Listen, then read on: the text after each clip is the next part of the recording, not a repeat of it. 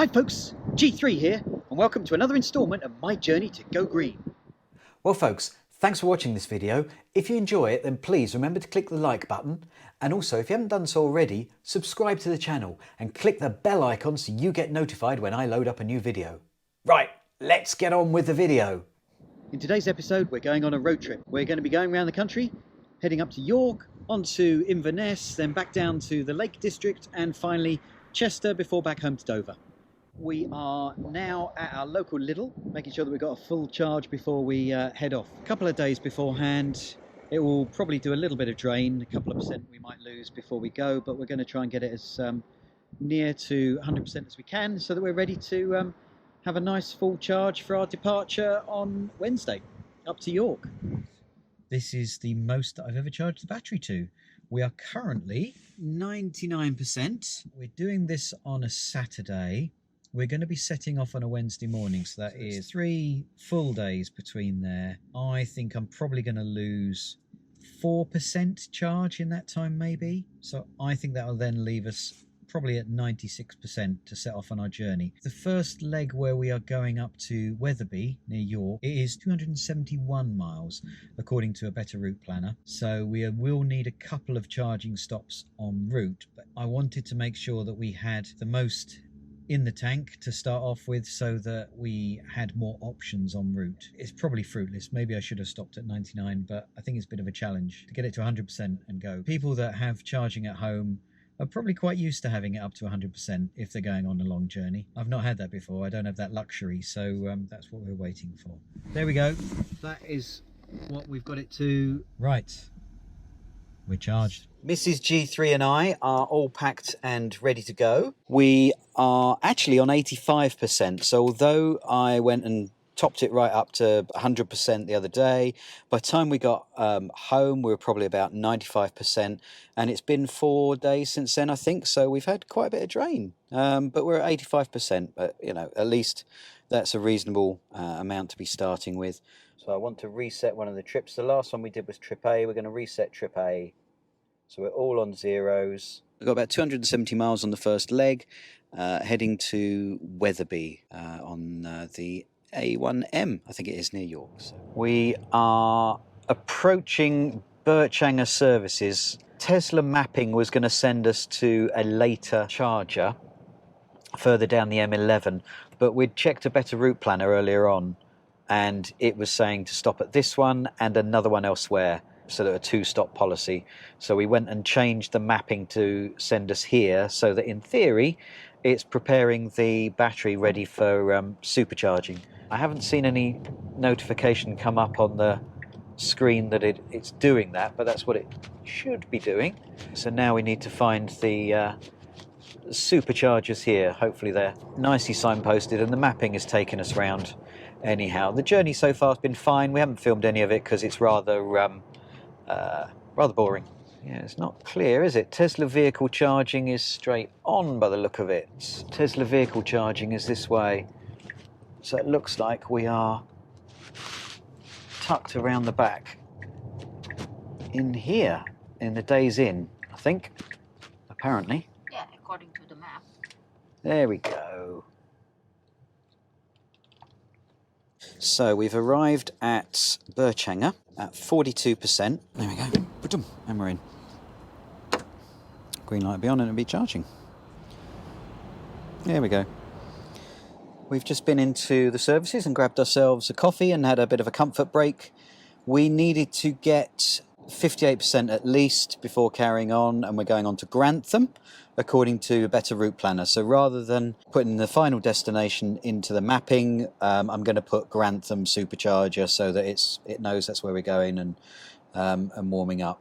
It'd be nice if we were able to link up between a better route planner and the Tesla app a bit better so that it could follow that suggestion, but don't know how to do that at the moment. So if anyone knows how to do that, please let me know in the comments down below. That would be appreciated. So we are now going to stop the charging and get on our way at 64%. I do need to say a word of thanks to Jude, who's been leaving comments on my videos. Thanks, Jude. He pointed out that I didn't need to use the CCS connector on those. I thought for some reason that I might have to get a better speed of charge, but I haven't needed to. Right, We've had a warning come up. Supercharging unavailable. Add payment method to your Tesla account. Now, I do need to go in and do that. I had seen an email come through that I thought might be spam, saying that I need to update the settings.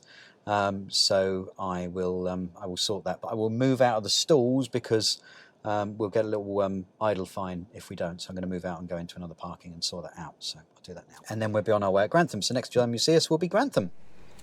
We have just arrived at Grantham services with 24%. We had a unplanned stop at Peterborough services because we needed a toilet break. And the noticeable thing there, well, we couldn't see that there were any Tesla superchargers, but we could have charged there if there was decent signage and we knew where to go. But the the electric highway chargers were there. We saw them as we were going out, but the signage was really poor, so we didn't see when we were going in. But at least we had that stop, and so now we are here 24% at Grantham. We are going to be going till about 62%. We've bought a bit of salad that we're going to munch on and have a stop here as we carry on, but everything's going fine so far. They're very nice services actually. Loads of space, not a huge toilet, so that could be a problem, I guess. But the one thing that I was very impressed with was the quantity of Tesla superchargers that's available here. So it looks like it's 16. Nice bank, loads of space to pull into as well. I'm not sure about other charging where the electric highway ones are. Okay, I can see some charging over the far side, a long way over there. And they don't appear to be particularly in use either. Just been in the use of facilities.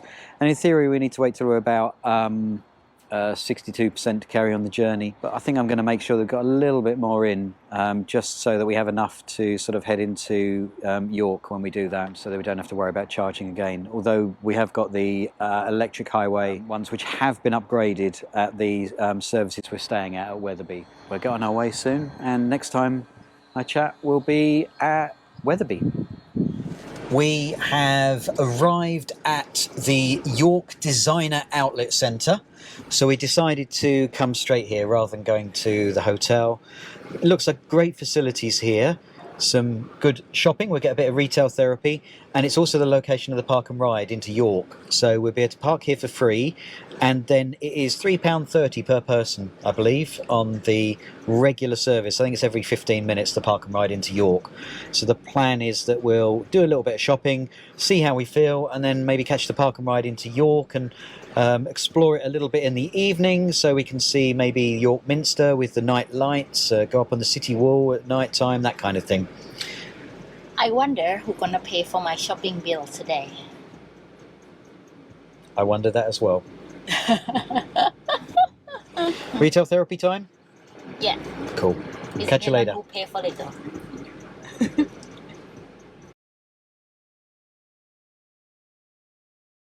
Had a nice time at York Designer Outlet. Very nice. Done a bit of retail therapy, which was great. We've now had a short trip, roughly 20-minute drive. We're a little bit up the A1M and we've arrived at Wetherby services. Rather exciting. This is my first use of one of the new electric highway chargers. So these have only recently gone in. They're touch, contactless payment, CCS chargers, nice and fast. We have arrived at 30% charge, so there's an opportunity because we're staying at the Days Inn hotel here, so we'll be able to sort of check in, get ourselves sorted. Whilst this is on charge, I'll check and come back and move the car when it's fully charged. It's perfect placement for us.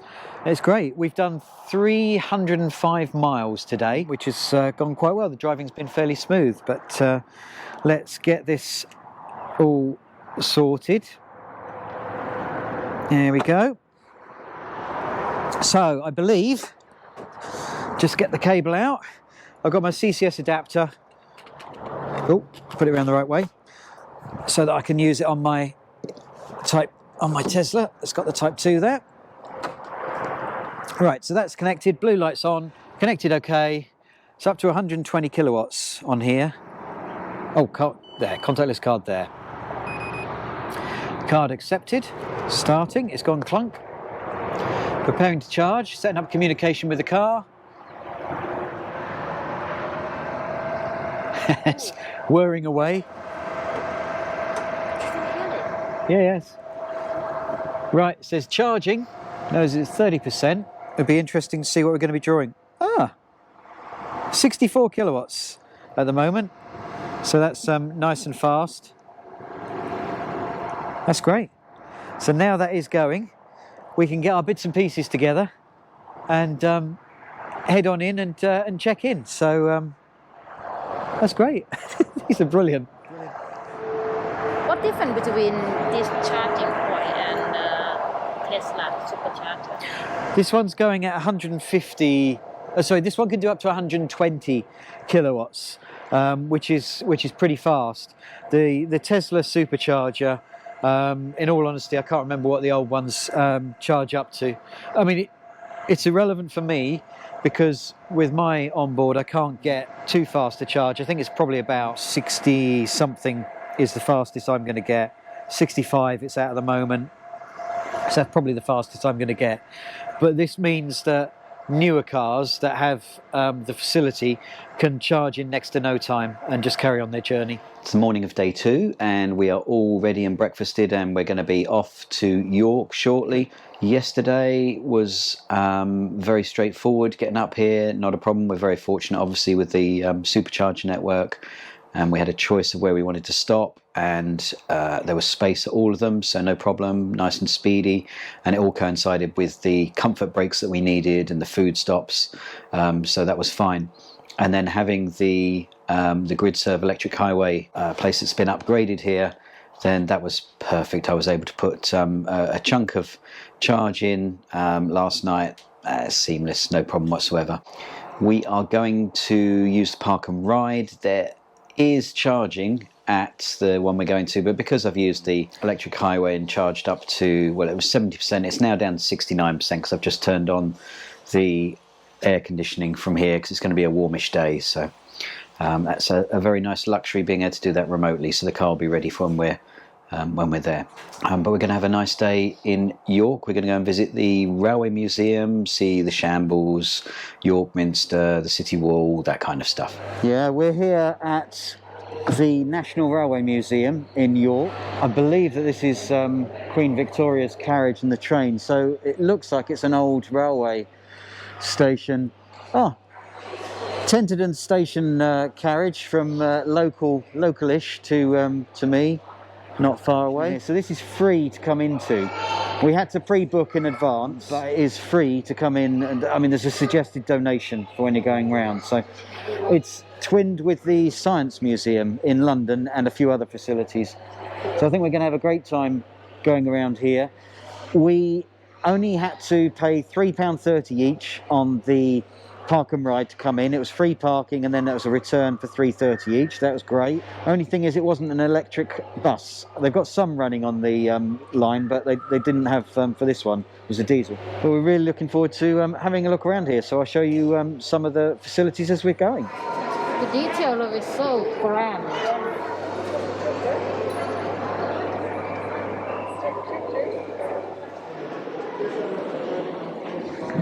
This is the post office carriage where they would have been sorting the post overnight as the train probably went up from London to elsewhere in the country. Stevenson's rocket. I'm not sure if this is a recreation or the original. This one's from my neck of the woods. Train from the Channel Tunnel when it was being completed, so it would have been running pretty much under where our house is. Certainly saw quite a bit of service. We had a lovely time at the National Railway Museum. We had a very short walk and we're now in a lovely little park while we're having a bit of a breather by the River Ouse, and I think Mrs. G3 is getting her daily exercise. Each to their own. It's yeah, nice tranquil place. A little bit of a rest for us before we carry on our trip into York. And so over in that direction there is the River Ouse, you say? Ouse. Ooh. The impressive York Minster. And here's where the stonemasons are working repairing the bits and pieces that are going to go on to York Minster.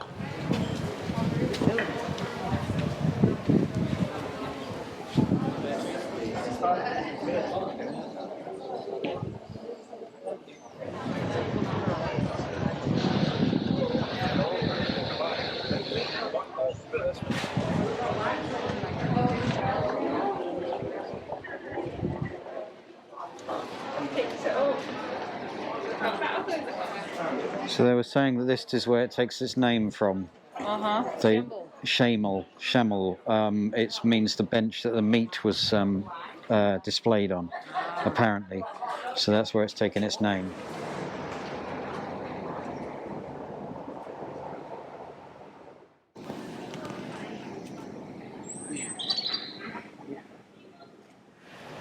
Good morning.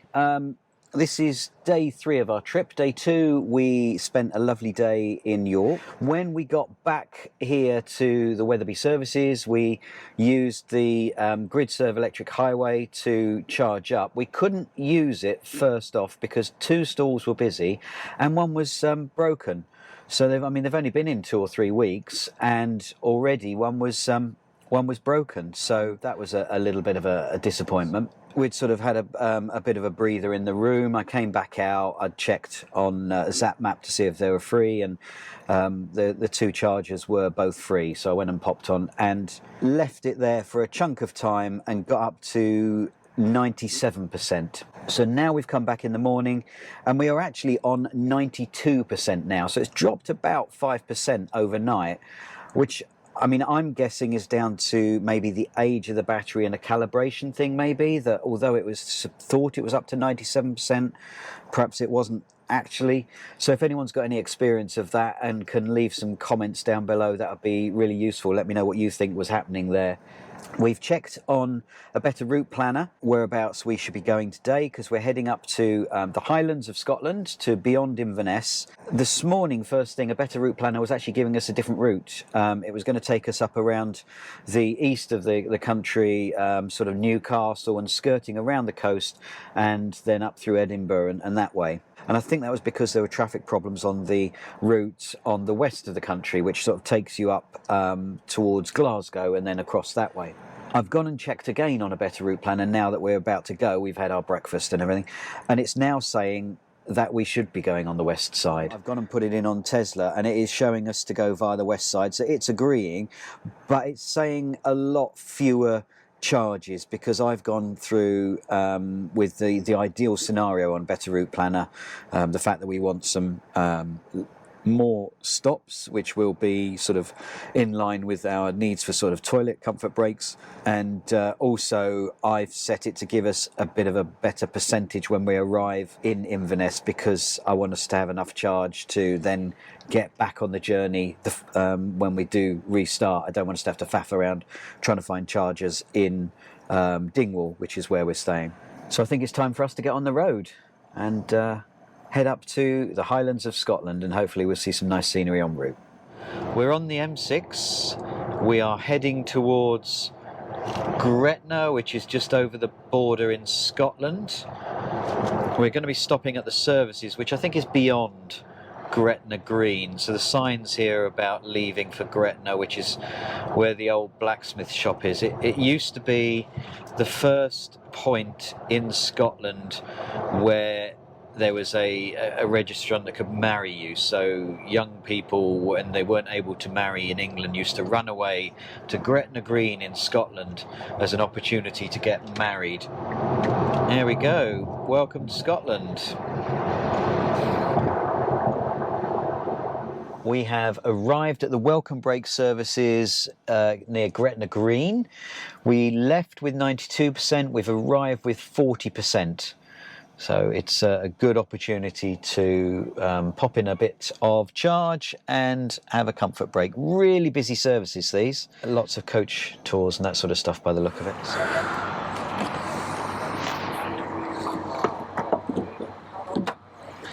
Connected.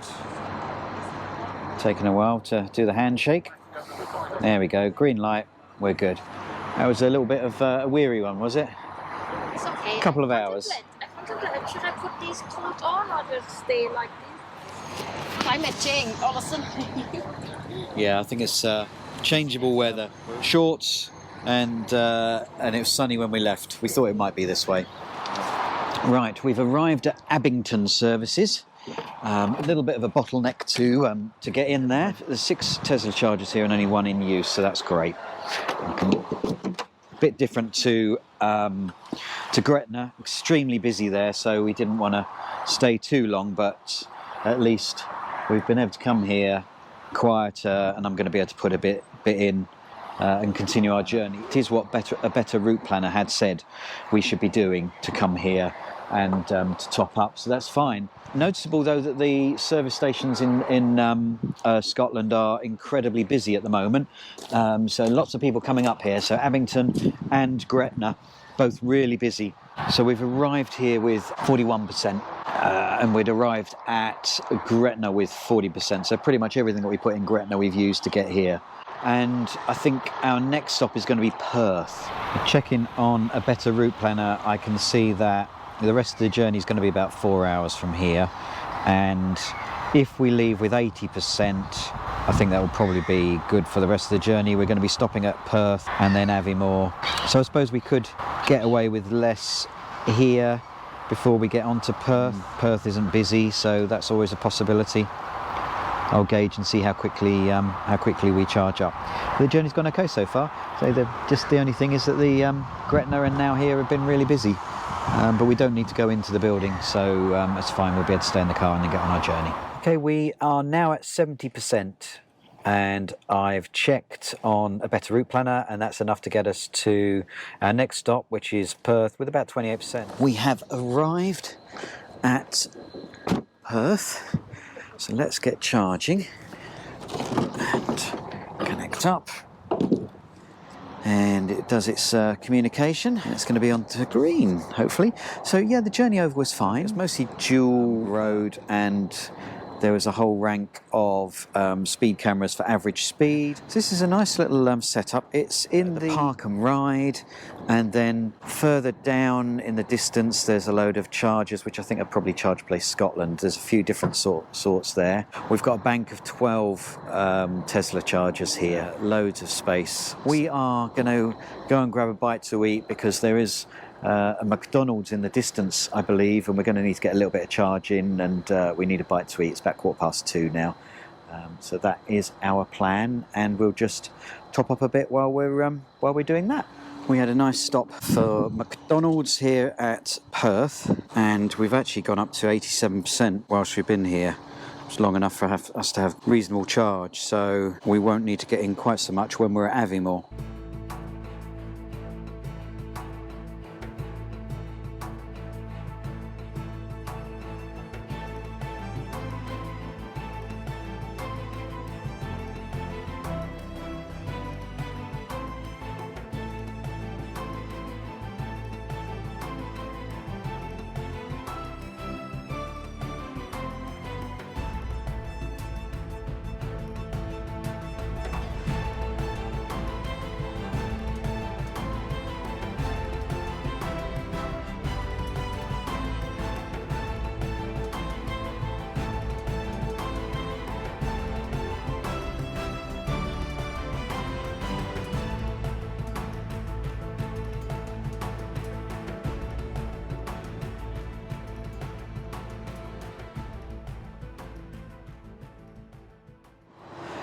So here we are at Aviemore, and we've got a bank of 4 superchargers out the back.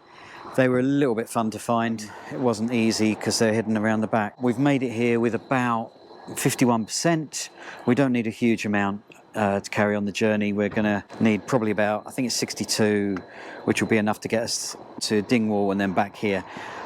That leg took us a little while. The road was often, for a large part, single carriageway and lorries and stuff on there. So we've probably been averaging maybe 50. It kept breaking out into dual carriageway, and then people were able to go past. There's some nice scenery, but it's been a bit gloomy. Right, so we're up to 62%, which is what I calculated was enough for us to get to Dingwall, have a little bit of degradation in the couple of days we're there, and then get back to Aviemore, back to this point to recharge. All we've done is put in 11%, but it's enough. So once we found it, it was a good little supercharger to use. But onwards to Dingwall. We left Aviemore with 62% and we made it to Dingwall with 43% after travelling another 45 miles. So after 3 days of travelling, we'd covered a total of 719 miles at a cost of £78.10, which meant we covered it at 11 pence per mile, or just under. So we've made it to Dingwall, but there's still a lot to go. We are going to be exploring Loch Ness, and then we're going to be travelling back via the Lake District and Chester. So stay tuned for part 2, which is coming soon. If you enjoyed the video, then please click the like button down below. And if you haven't done so already, then why not subscribe to the channel? Thanks for subscribing already if you have done so, much appreciated. And I will see you soon. So bye.